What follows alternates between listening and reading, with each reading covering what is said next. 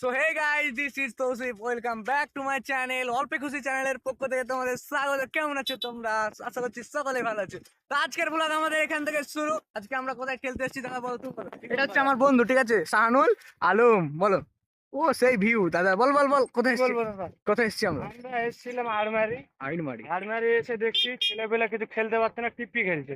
আচ্ছা তার জন্য ব্যাকা আমাকে পাঠিয়ে দিল কি তোমার কাছে পারবো না ভাই, বাড়ি চলে যাও। ওকে, ওকে। ঠিক আছে দাদা তুমি বলো অ্যাকচুয়ালি আমরা কি খেলতে এসেছিলাম। অ্যাকচুয়ালি আমরা কাবাডি খেলতে এসেছিলাম। সো তো আমরাকে দেখে প্রথমে ভাও খেয়ে গেছে, বলছে তোমরা তোমরা কি আমরা পারবো না, হ্যাঁ, তোমরা বাড়ি চলে যাও। আচ্ছা আচ্ছা, ওকে।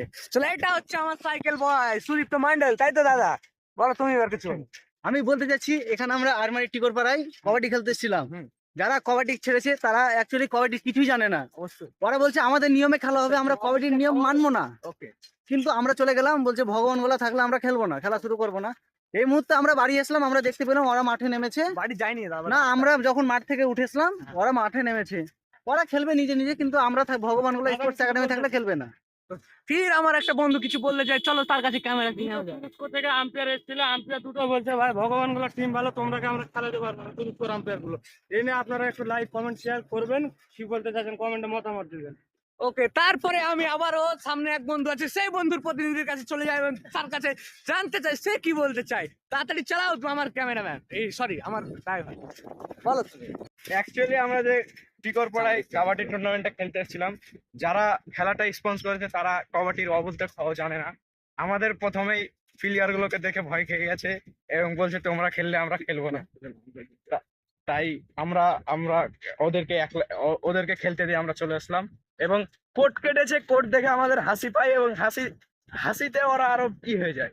কোট কেটেছে, লবি হচ্ছে 1 ফুট, বাক 1 ফুট। এই কোর্টে আমরা খেলা করতে পারবো না।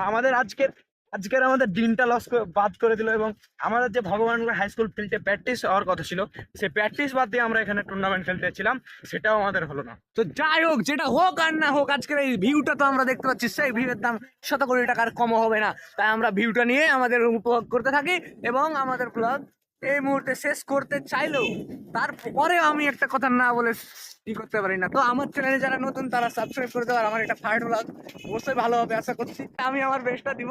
তো চলো, সাথে থাকো, দেখতে থাকো, আবারও দেখা হচ্ছে পরের ব্লগ।